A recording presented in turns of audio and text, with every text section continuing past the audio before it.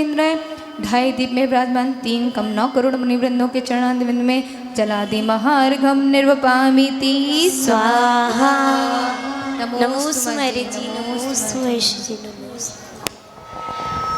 बोलो आचार्य धर्मपुर श्री विद्यासागर जी, समय सागर जी, योग सागर जी महाराज की, समस्त मुनि संघ की, गुरु की छाया में, गुरु की छाया में शरण जो पा गया, उसके जीवन में सुमंगल आ गया, उसके जीवन में सुमंगल आ गया।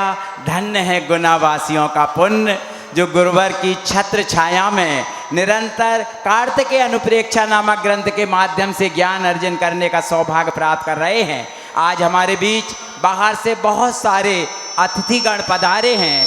अशोकनगर से, विदिशा से, वाशिम महाराष्ट्र से एवं जहाँ जहाँ से भी पीछे मुझे दिख रहे हैं, कृपया सभी अतिथिगण पधारें और पधार कर आचार्य महाराज के चित्र के समक्ष दीप प्रज्वलन करने का सौभाग्य प्राप्त करें। बाहर के अतिथिगण पधारें, कृपया उनको एक एक श्रीफल दें, श्रीफल चढ़ा करके आशीर्वाद प्राप्त करें और दीप प्रज्वलन। राकेश भाई भले ही इंदौर में हों लेकिन गुना के हैं, कृपया पधारें, श्रीफल चढ़ाएं। हाँ, इंदौर से पधारे हैं, पधारिएगा, स्वागत है आपका। आप गुरुदेव के चरणों में श्रीफल चढ़ाएं और शीघ्रता से दीप प्रज्वलन करने का सौभाग्य प्राप्त करें। यहीं चढ़ा दें और दीप प्रज्वलन करने का शीघ्रता से सौभाग्य प्राप्त करें। हमारी बहनें, हमारे जो नन्हे मुन्ने बच्चे दिख रहे हैं, ये हमारी आगामी समाज के धरोहर हैं और इनमें से मात्र 3 बहनें छोटी छोटी नन्ही मुन्नी बच्ची हैं और 3 बालक कृपया आएं और शास्त्र दान करने का सौभाग्य प्राप्त करेंगे। बहनें 3-3 को यहाँ पर भेजेंगी और वे शास्त्र दान करने का सौभाग्य प्राप्त करेंगे, क्योंकि ये हमारे बालक और बालिकाएं गुना की धरोहर हैं। पूज्य गुरुदेव के हृदय में यही आ रहा है, इनका भविष्य दिख रहा है कि ये कैसे संस्कारित हों और कैसे ज्ञान अर्जन करके इस जैनत्व को आगे बढ़ाएं। शीघ्रता से पधारें बेटा, 3 कोई भी आ जाएं, CR बन करके पधारें और अतिथिगण कृपया शास्त्र दान भी करें, शास्त्र दान करने का भी सौभाग्य प्राप्त करें। 3-3 शीघ्रता से। जिन वाणी मोक्ष न सैनी है, जिन वाणी मोक्ष न सैनी है, जिन वाणी पढ़ो सुनो ध्याओ, जिन वाणी एही मोक्ष न सैनी है, जिन वाणी। मैं जैन समाज के अध्यक्ष जी को भी आमंत्रित इसलिए कर रहा हूँ कि उन्होंने इतना पुण्य अर्जित किया है। 48 माताजी और महाराजों को शाश्वती शिखर जी में आहार दान देने का सौभाग्य प्राप्त किया है। कृपया पहले श्रीफल चढ़ा करके आशीर्वाद प्राप्त करें और माँ जिनवाणी को पूज्य महाराज श्री के कर कमलों में दान करने का सौभाग्य प्राप्त करें। जैन समाज के कोषाध्यक्ष जी संजय जी भी साथ में पधारें और पधार कर शास्त्र दान करने का सौभाग्य प्राप्त करें।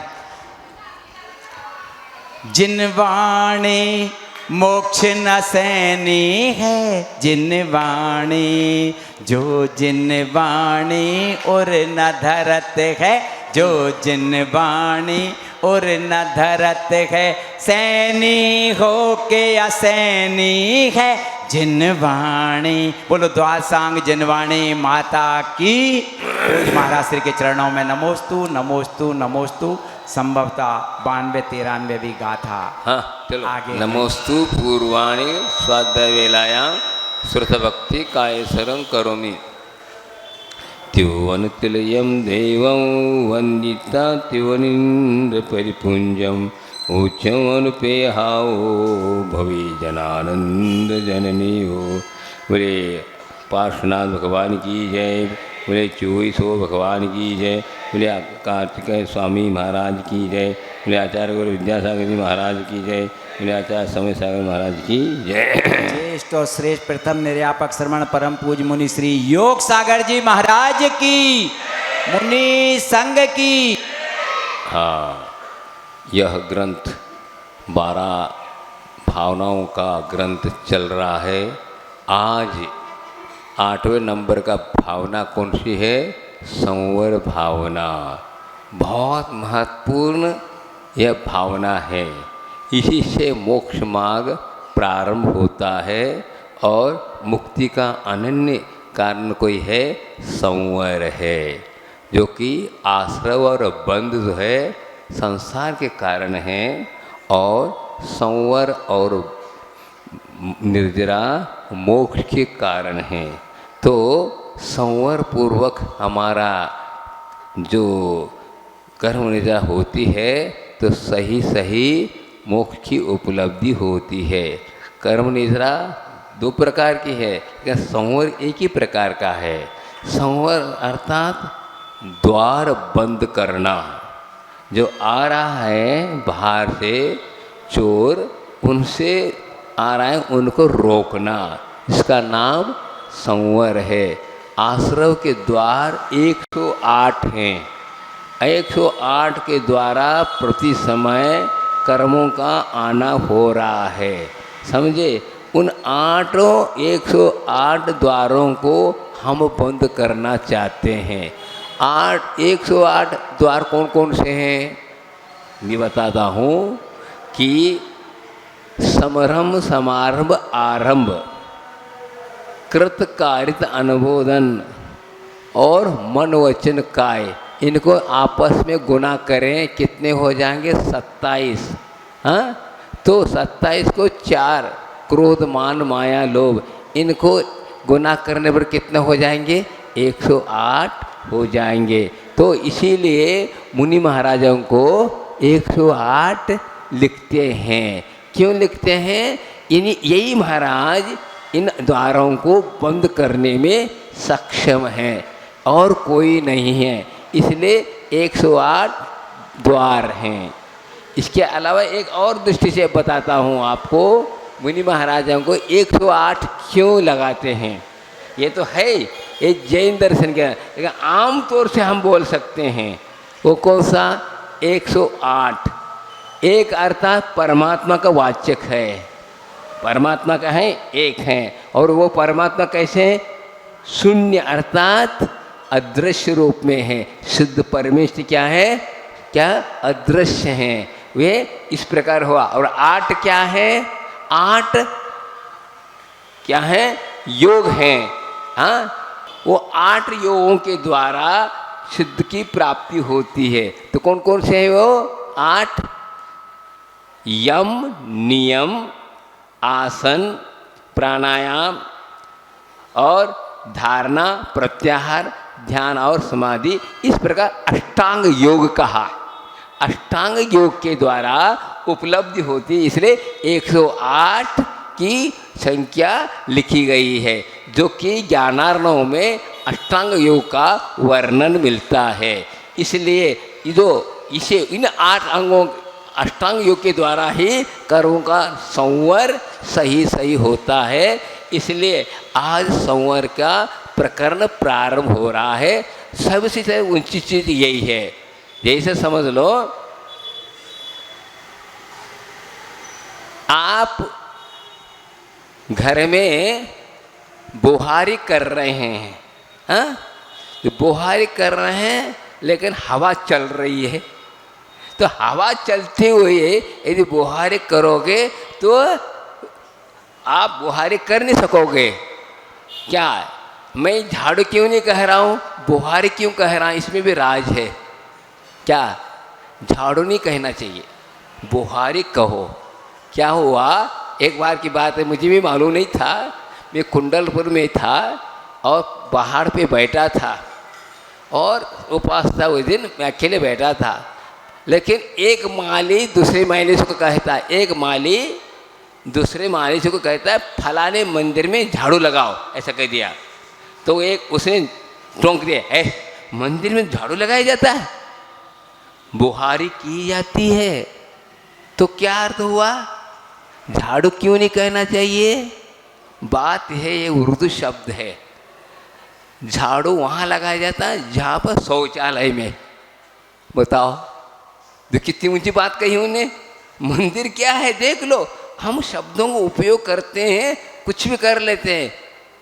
हमने देखा है राजस्थान में, छोटा था मैं, 69 की बात कर रहा हूँ, तबीयत खराब हो गई तो हम जाते थे दवाएं लाने के लिए, तो पूछते थे झाड़ा हुआ, अर्थात जंगल हुआ ये पूछते थे, शौच हुआ ये पूछते, वो झाड़ा बोला जाता, झाड़ा संबंधी झाड़ू हो गया।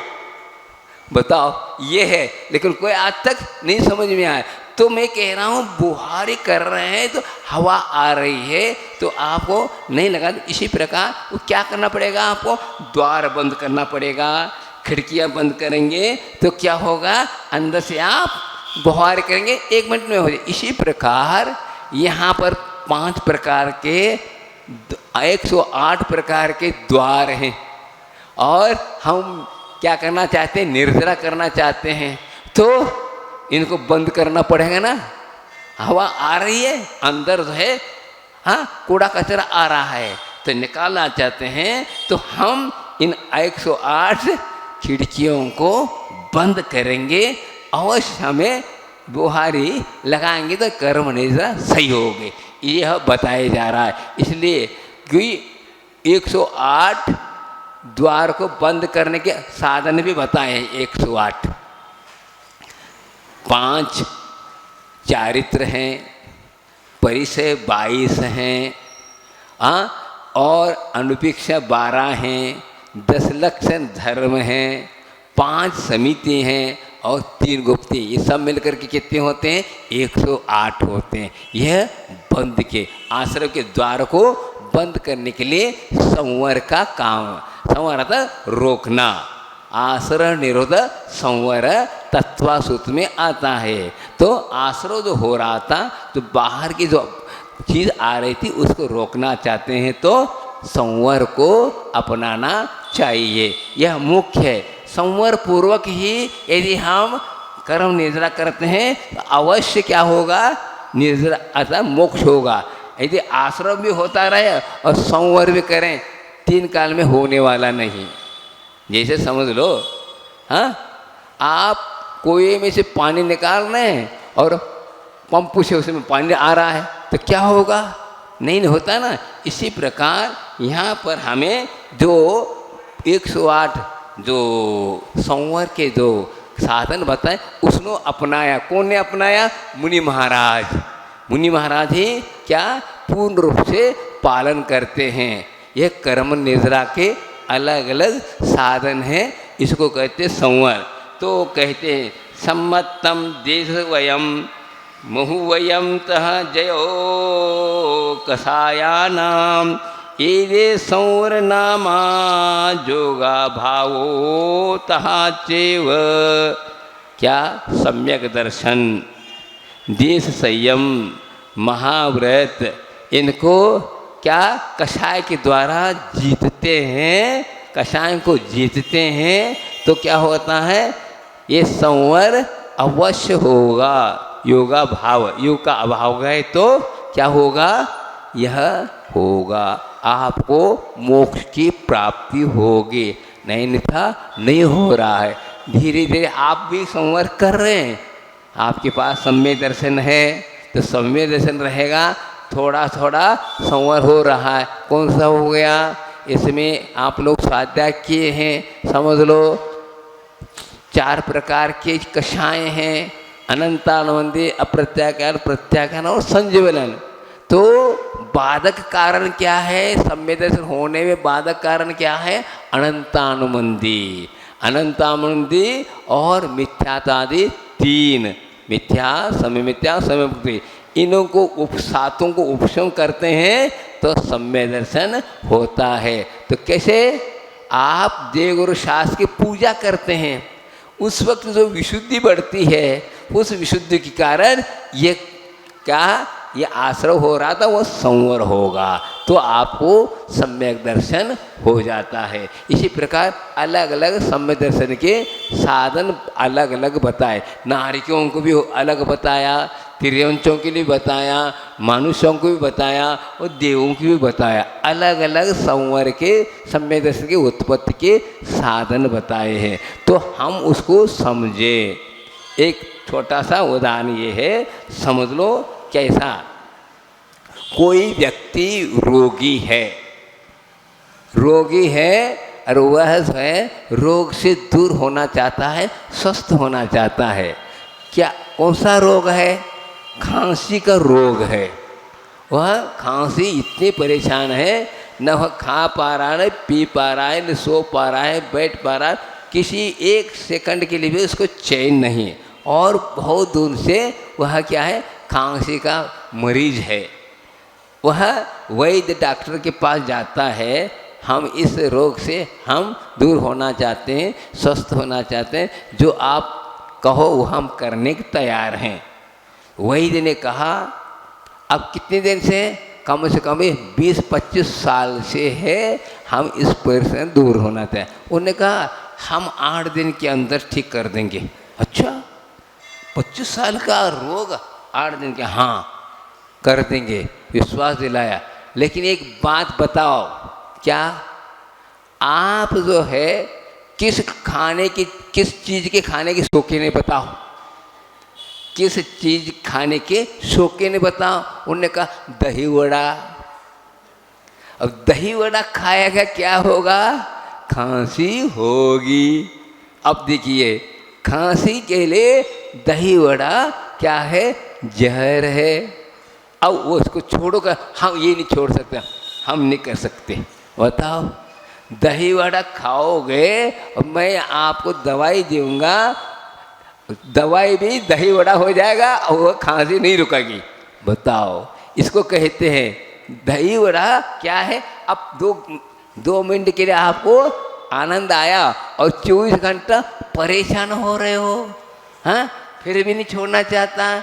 हम नहीं कर, आपने तो कहा था 8 दिन, हाँ 8 दिन कर दूंगा। इस चीज़ को छोड़ोगे तो यही रोग को पैदा करता है। इसको कहते हैं आश्रव। आश्रव आता आना। क्या आना? खांसी रोग को आने के लिए यह कारण है। और यह यदि छोड़ोगे नहीं तो आप खांसी से दूर नहीं हो सकते। और उन्होंने कहा हाँ स्वीकार है, तो स्वीकार है तो आज से दही वड़ा खाना बंद करो। अब बस मैं जो है चूर्ण जो दूंगा, जो दवाई दूंगा, 8 दिन के अंदर अंदर के रोग को सफा कर देगा, अर्थात निर्जरा हो जाएगी, आप स्वस्थ हो जाएंगे। ठीक इसी प्रकार यहाँ बताया जा रहा है, तो पंचेंद्रिय विषय रूपी एक दही वड़ा। पंचेंद्रिय विषय जब तक आप ग्रहण करते रहेंगे, पंच पाप यदि करते रहेंगे, तो आपको 3 काल में मुक्ति होने वाली नहीं है। इसी के कारण क्या हो रहा है? पाप का आश्रय हो रहा, इसलिए कर्म का बंध हो रहा है। इसलिए आपको संवर चाहते हो, मोक्ष की प्राप्ति चाहते हो, तो करना होगा आपको। अब वही मुनि महाराज बनता है, पंच पापों को जीवन के भर के लिए त्याग करता है, तो क्या होता है? परवश वह अवश्य कर्मों को जीतता है। बताइए, हाँ, तो कोई कर्म दिखाई नहीं दे रहा है, न आत्मा दिखाई दे रहा है, लेकिन क्रियाएं हो रही हैं। बहुत सूक्ष्म विषय है, लेकिन इस पर हमें विश्वास करना होगा। बिना विश्वास किए, विश्वास अर्थात सम्यक दर्शन। सम्यक दर्शन इसको कहते हैं आस्था, श्रद्धा, इसको कहते हैं विश्वास। इसको करोगे तो ही आप जो महाराज कहेंगे आप ग्रहण करके कार्य कर सकते। यदि सम्यक दर्शन नहीं है तो आप कितनी भी व्रत पालन करो, काम नहीं आने वाला। क्योंकि दवाई तो ले रहे हैं लेकिन विश्वास नहीं। क्या? यदि आप दवाई तो लो और विश्वास के साथ नहीं लेते हैं तो दवाई काम नहीं करती है। क्या पता संशयात्मक है तो आप कुछ भी करो होने वाला नहीं है। और यदि आप सम्यक दर्शन के साथ लेते हैं तो अवश्य आपको यह जो प्रक्रिया बताए वो काम होगा, अन्यथा नहीं है। क्या करते हैं कई लोग? क्या करते हैं? सम्यक दर्शन से हो जाएगा। नहीं, सम्यक दर्शन तो होगा, लेकिन केवल सम्यक दर्शन से नहीं होगा। सम्यक दर्शन को आपने जैसे वैद्य पर विश्वास किया, यह हुआ सम्यक दर्शन।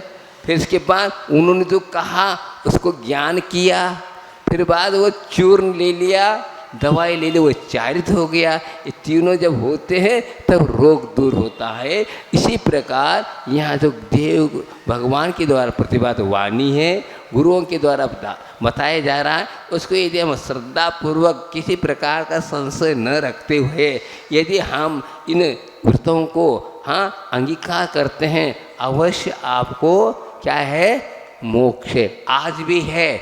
आज कैसे है भैया? बात हमने कहा शुरुआत, संवर और निद्रा के द्वारा मोक्ष होता है। जितनी जितनी आप संवर निद्रा करोगे उतनी उतनी मोक्ष। बात क्या है? संवर और मोक्ष, संवर और निद्रा साथ साथ चले, जितना करें उतना आपको मोक्ष, उतने पास जा रहे हैं। पूर्ण होना ठीक है, लेकिन यही तो है। कई लोग कहते हैं आज मोक्ष नहीं है, तो धर्म क्यों करे, धर्म क्यों करें? ठीक भी है, लेकिन आचार्यमान ने कहा बात सुनो, क्या है, दो प्रकार के रेल चलती हैं, एक एक्सप्रेस और एक पैसेंजर। आज तो एक क्या पैसेंजर चल रही है, एक्सप्रेस नहीं है। लेकिन हम चाहते हैं, अब एक्सप्रेस आने में बहुत देरी है, इसलिए हम पैसेंजर में बैठ कर के स्टेशन पर बैठे बैठे हम टाइम नहीं निकालना चाहते हैं, इसलिए हम पैसेंजर बैठ के जाएगी 2 घंटे बाद जाएगी सारी।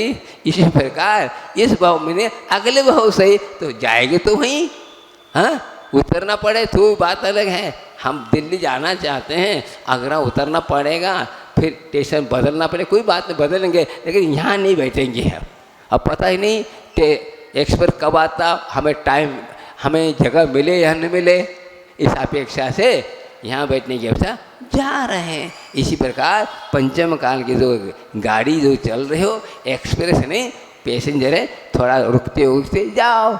हम स्टेशन पर उतरना भी पड़े, लेकिन उतरना है, ख्याल रखना है, आगे की गाड़ी हमें क्या करना है, अटेंड करना है, प्राप्त करना है, इसी को ध्यान करके, नहीं तो वहीं रम जाओ। हमें जाना था दिल्ली, हम आगरा में रह गए, फलाना हो गए तो गड़बड़ हो गए। ऐसा होता आ रहा है आज तक, हुआ ऐसा ही, स्टेशन पर भूल गए और हमें जहाँ जाना था वहाँ न जा कर के हम स्टेशन पर में रह गए, पर आगरा कोई में रहने लगे। इसी प्रकार हम लोग जो है स्वर्ग में जा रहे हैं, हम भाई सोई रह गए, मोक्ष जा नहीं रहे, ऐसा हो रहा है। इसलिए हमें जो है वर्तमान में जागृति के साथ अच्छे मेहनत के साथ करते हैं तो एक भोग के बाद आपको भी मोक्ष की प्राप्ति होगी। लगन के साथ आप जितना भी, बहुत अल्पकाल है, जिंदगी बहुत छोटी है, इस छोटी सी जिंदगी में जो चतुर्थ काल में जो परिश्रम करते थे वो इतने छोटे से काल में करके आप यहाँ से पार हो सकते हैं, यह युक्ति है।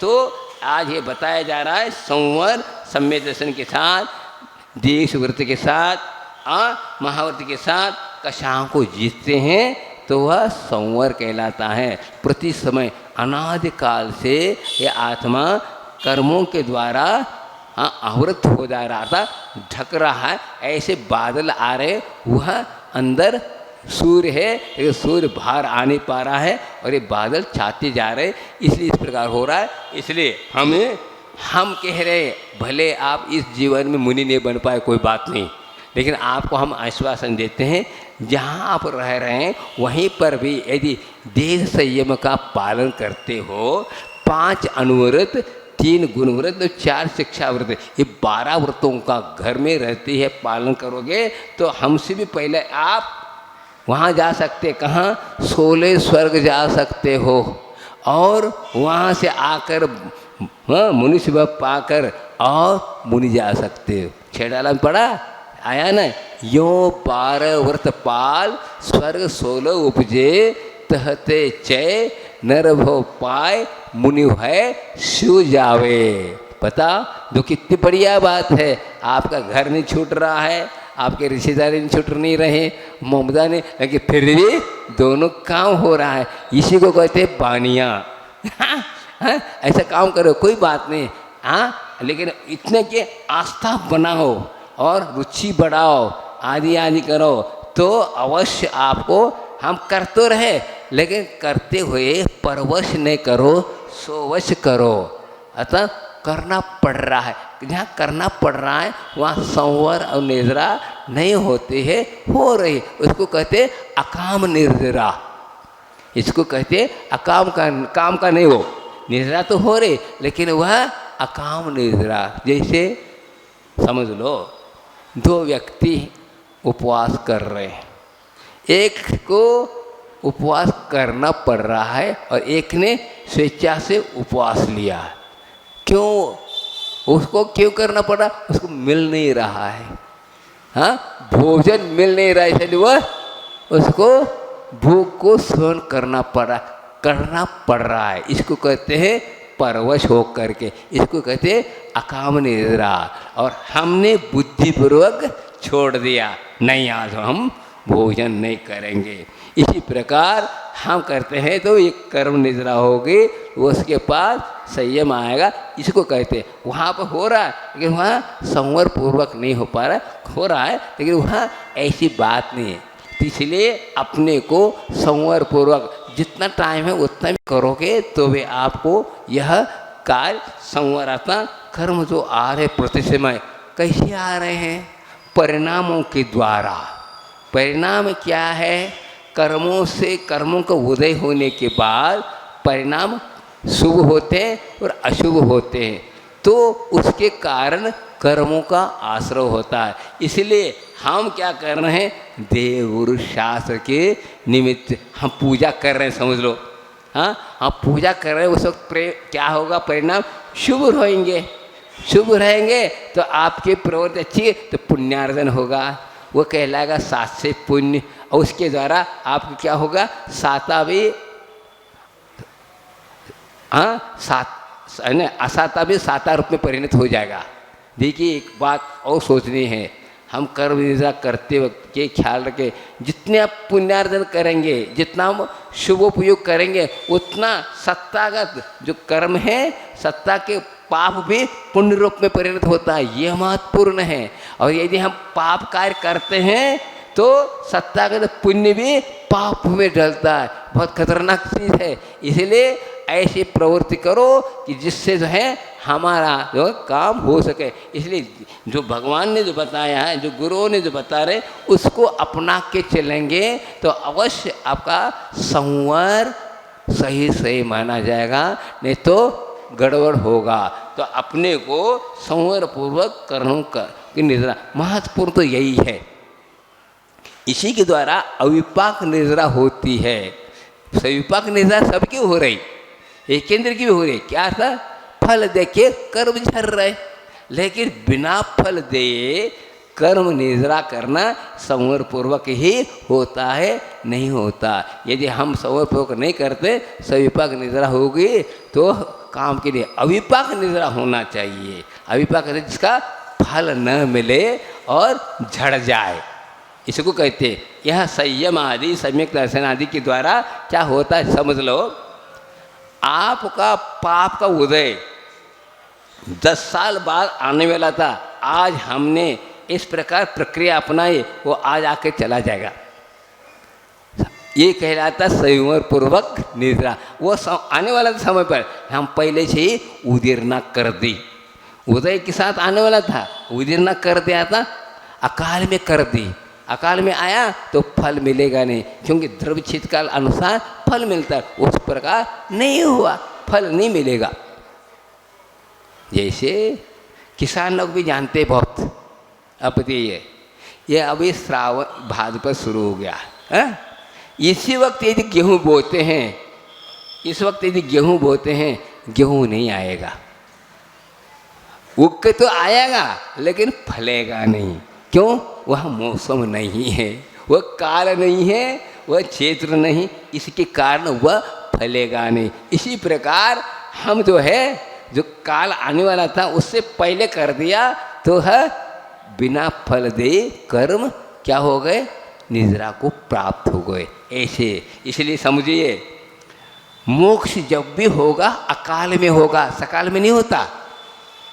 अविपाक निद्रा किसको कहते हैं? अविपाक निद्रा के द्वारा जो भी होगा वो अकाल में होगा, सकाल में हो नहीं सकता।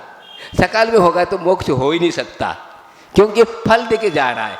अकाल में आता है, तो इसलिए कहा, आपको आश्चर्य होगा, मोक्ष जब भी होगा अकाल में होता है, क्योंकि फल दे बिना जाते हैं और उदीरना की जाती है। उदीरना उसी को कहते हैं, सकाल में नहीं है, अकाल में किया जाता है। उसका अभी है ही नहीं और हमने किया। जंगल में जाकर बैठ गए, जितनी बनती अपनी शक्ति के अनुसार कर्म की उदीरना करते जा रहे हैं। क्यों? वहाँ पर क्षेत्र कौन सा है? जंगल, भयानक जंगल में बैठे। हाँ, भय को पैदा करने वाली ऐसी ऐसी चीज़ें वहाँ पर है।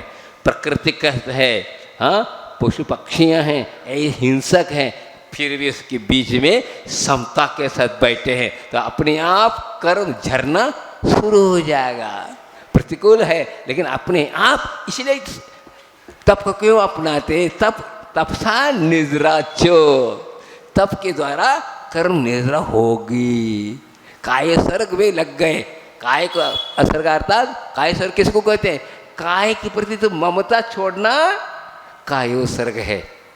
उतने टाइम के लिए हम छोड़ दे। अब बताओ, 9 बार नोम कर मन ले, उतने समय तक हम इस शरीर के प्रति ममता, मेरा तेरा का छोड़ दे, उतना वो काय सर्ग को कहलाता है। तो जंगल में जाकर बैठे हैं मुनिराज, और पूरी प्रति समय वे ऐसे कर्मों की निद्रा कर रहे हैं, फिर भी कर्म निद्रा नहीं हो पाते। कुछ ऐसे कर्म हैं, निकाचित कर्म, वो फल दे के ही जाते हैं। बताओ, आप देख लो, पार्श्वनाथ भगवान कितना तपस्या करे, हर भाव में मुनि बने। हाँ, ऐसे घनघोर जंगल में जाकर बैठे। पहली बार में, हाँ, क्या हुआ? अजगर ने निगल गया। बताओ कितना भयानक है। फिर भी समता, फिर भी कर्म मोक्ष नहीं हो पाया। फिर अगले स्वर्ग गए, वहाँ से पुनः आए, फिर शेर ने खाया। बताओ क्या कहलाता है? शेर का नाम लेते ही डर लगता है, सांप का नाम ले डर लगता है, लेकिन बैठे हैं। इसी को कहते हैं नरसिंह। इसी को कहते हैं नरसिंह। बहुत अपने आप कर्म हिलने लगते हैं, उसमें समता लाओ। कुछ नहीं, मेरा कुछ नहीं बिगड़ रहा है। ये अज्ञान दशा में किए कर्म का फल आ रहा है, अब मैं बुद्धिपूर्वक इसको निकाल रहा हूँ। अज्ञान दशा में किया था, अब ज्ञान पूर्वक निकाल रहा हूँ, इसलिए मुझे क्या है? शांति है। बताओ कैसे सोचते होंगे। फिर बाद में क्या हुआ? फिर बाद में दूसरी बार पुण्य बने, पुनः भील ने क्या किया? तीर मार करके उनको खत्म किया।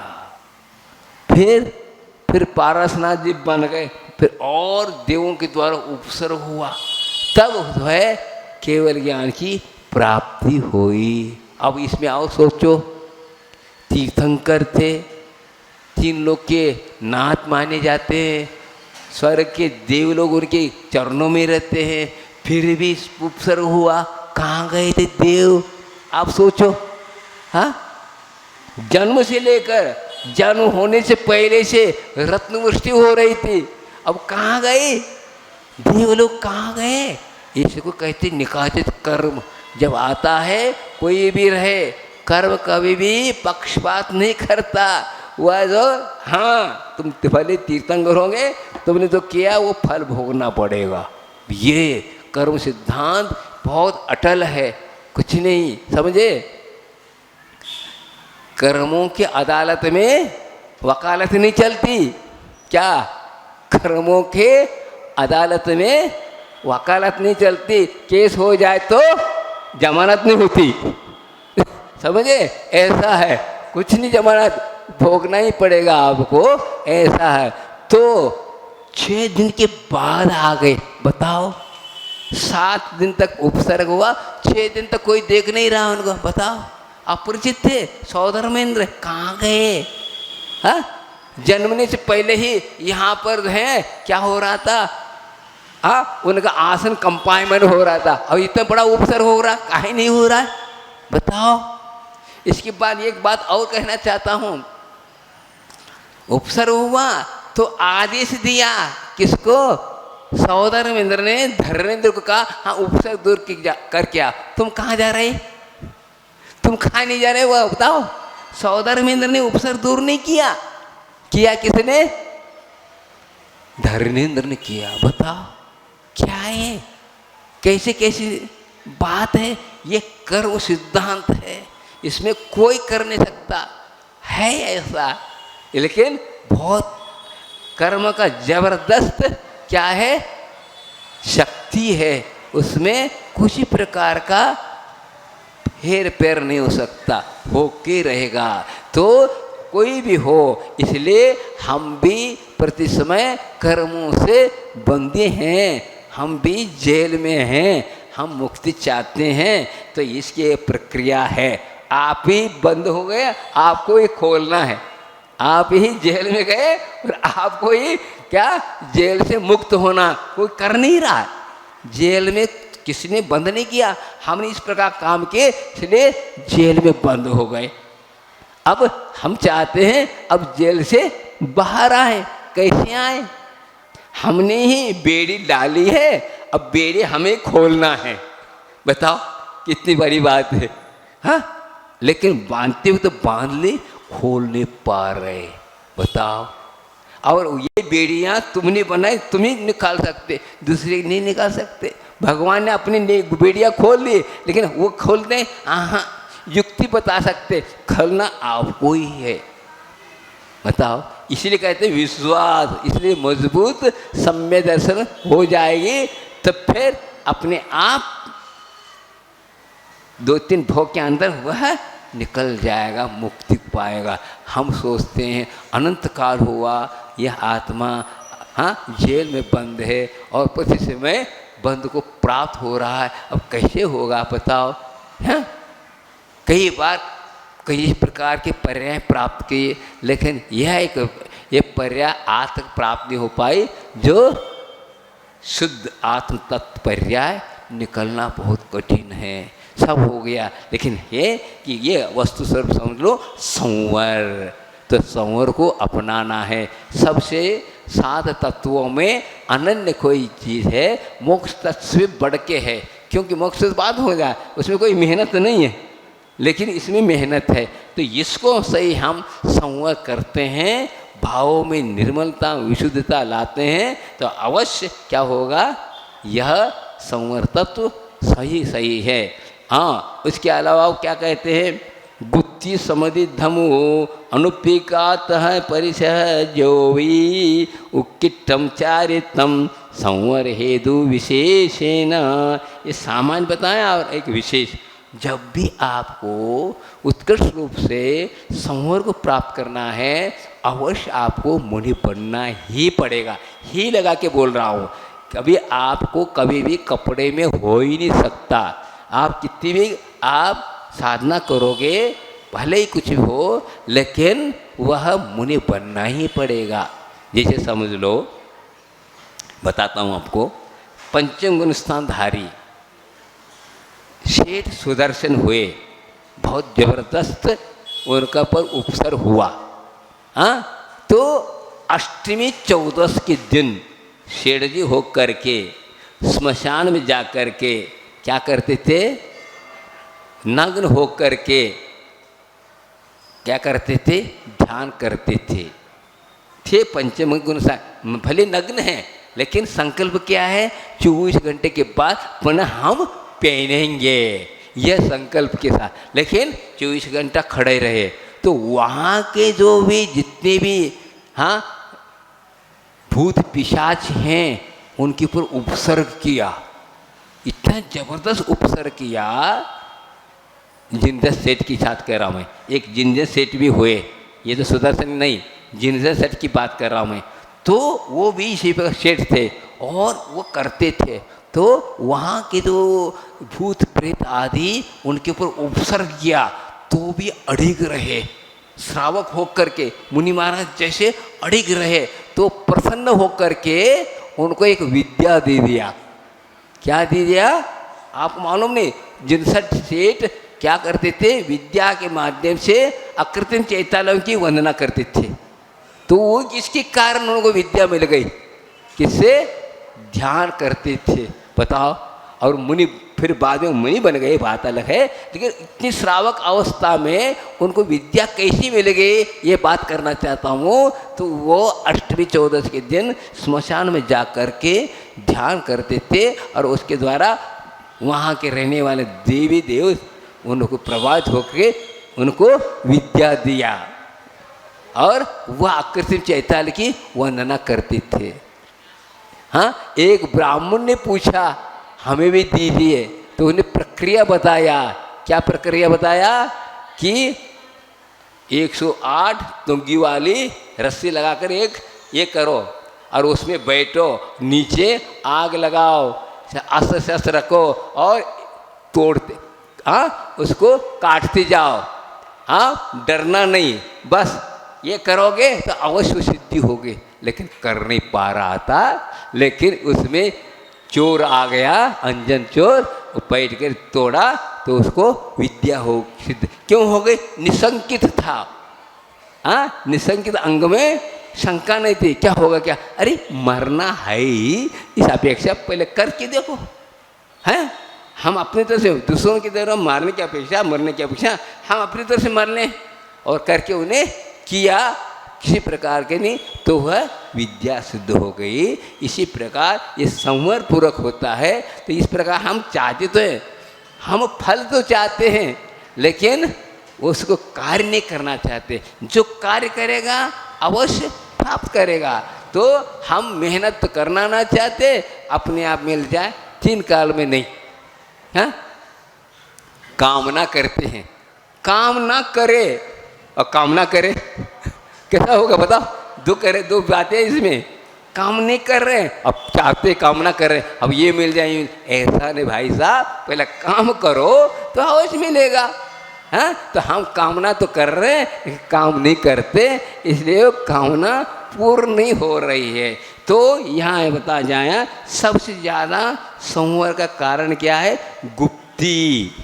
मनोवचन का की जो चेष्टा के द्वारा प्रति समय जो है कर्मों का आश्रय हो रहा है, उसको रोकने का अनन्य कोई साधन लास्ट वही है, जिसमें गुप्ती, किसी प्रकार के कोई बंधन ये नहीं होगा, पाप का आश्रम नहीं होगा।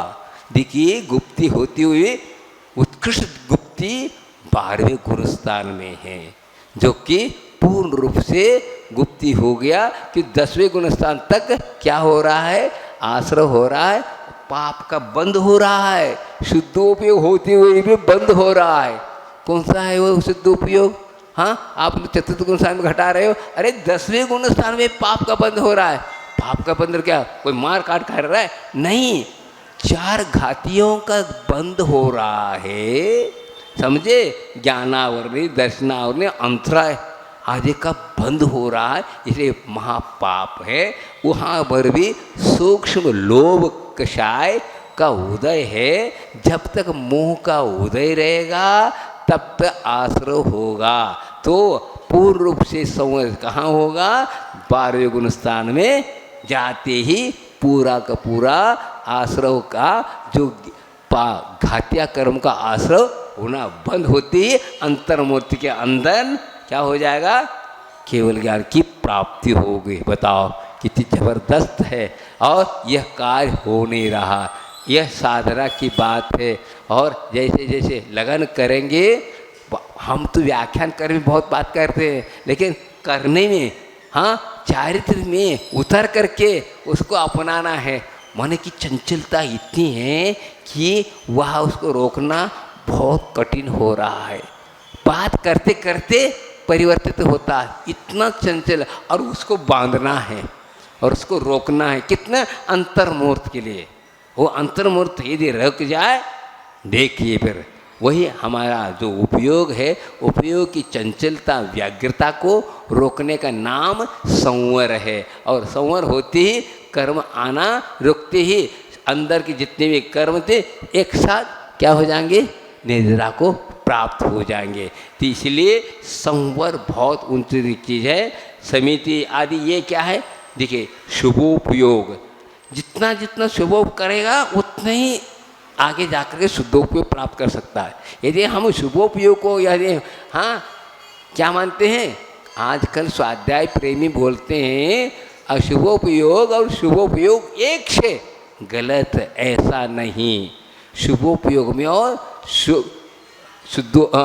शुभोपयोग और शुभ योग में बहुत अंतर है।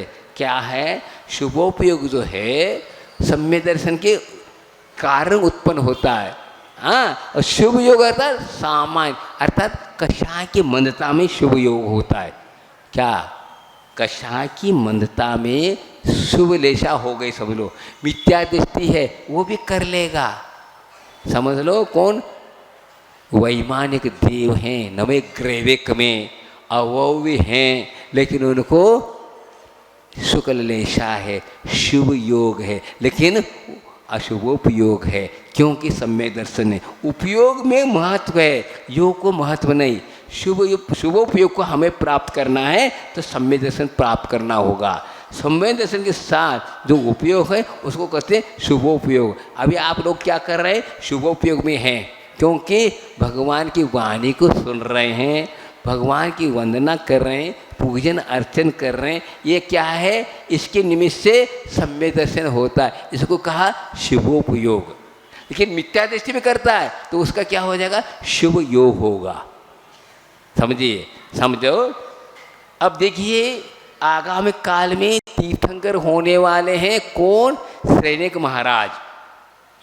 अभी कहाँ वे, नरक में हैं, तो उनके पास शुभोपयोग तो है, लेकिन योग कौन सा है, अशुभ योग। अशुभ योग अर्थात मार काट कर रहे हैं वे, हाँ, एक दूसरे को मारे। काय तो काय के द्वारा उनका जो है शुभोपयोग अर्थ इसलिए है, सम्यक दर्शन को छाया सम्यक दर्शन है, इसलिए शुभोपयोग है। लेकिन वो योग कौन सा चल रहा है, अशुभ योग चल रहा है। और अभी हमने उदाहरण दिया था, वैमानिक देव वहाँ बैठते ग्रैविक में अवयव हैं, लेकिन शुभ योग है, लेकिन उपयोग कौन सा है, अशुभोपयोग है। इसलिए अशुभोपयोग और शुभोपयोग, शुभ योग एक सा मत मानना। ये जो है दर्शन होने के 6 समुद्र से उत्पन्न होता है।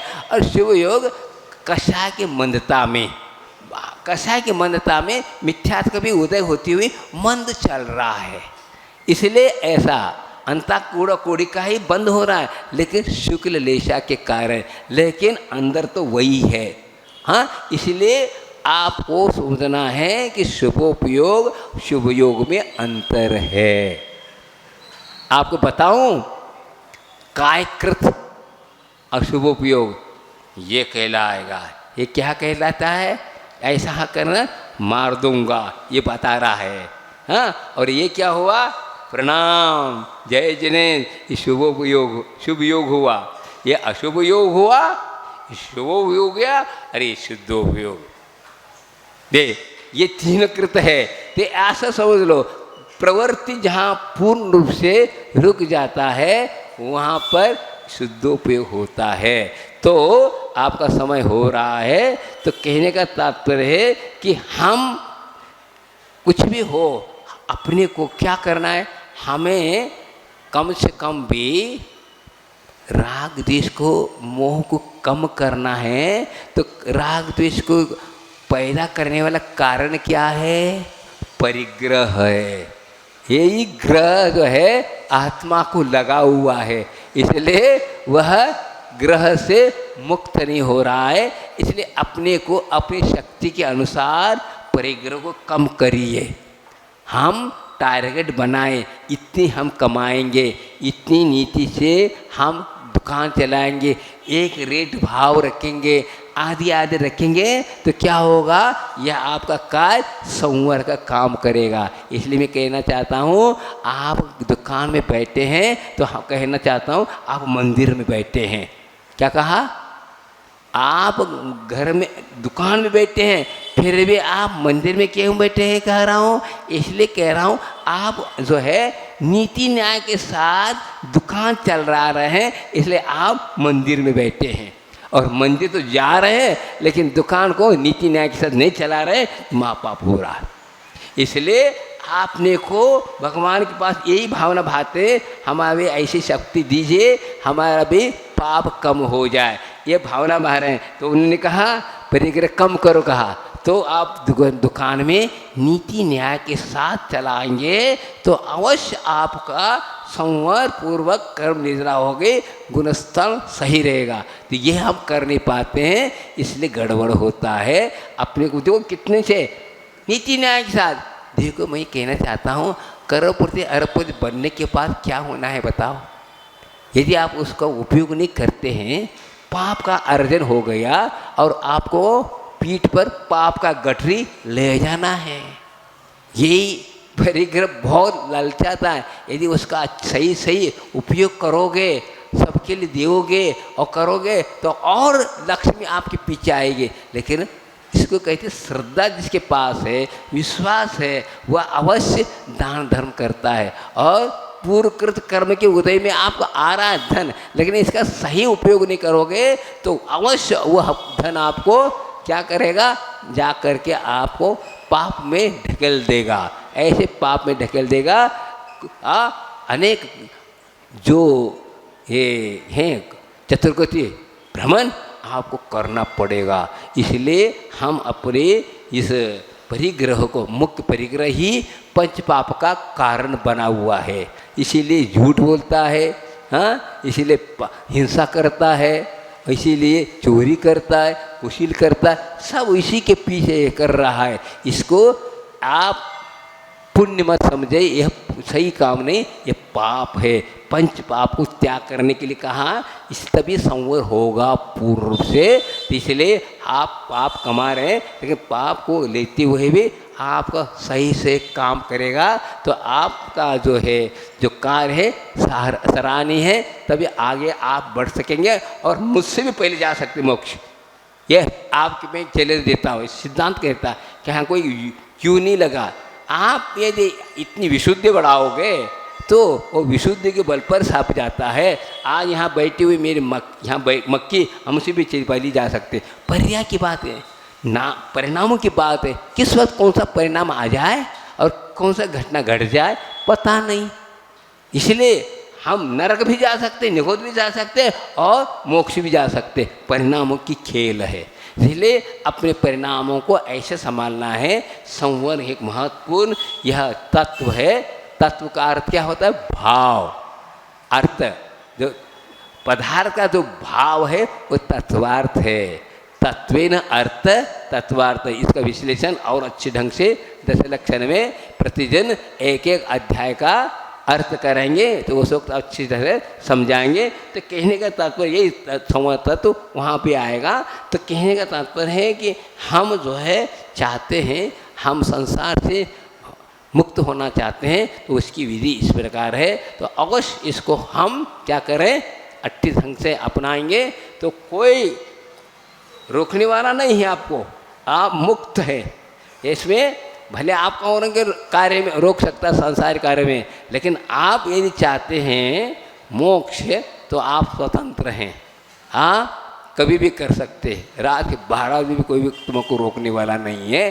तो हम इसीलिए स्वाध्याय करते हैं। और जो महान जो पुरुष मुक्ति को प्राप्त कर चुके उनकी चरित्र को पढ़ते हैं तो अवश्य रोमांचित होता है। देखो कैसे कैसे किए और महापद को प्राप्त किए। तो इसी प्रकार हमें भी करना है, इसलिए यह जीवन मिला है। आचार्य मान कहते यह पंचम काल दुखमा काल है, सुखमा काल नहीं। अब दुखमा काल में सुख कहाँ से मिलेगा, नहीं मिल सकता। इसलिए अपने को धर्म को अपनाओ, जो दुख है कम से कम इस निमित्त से दुख कम हो जाएगा। समझे, सुख तो नहीं मिलेगा लेकिन दुख कम हो जाएगा, बहुत अच्छी बात है।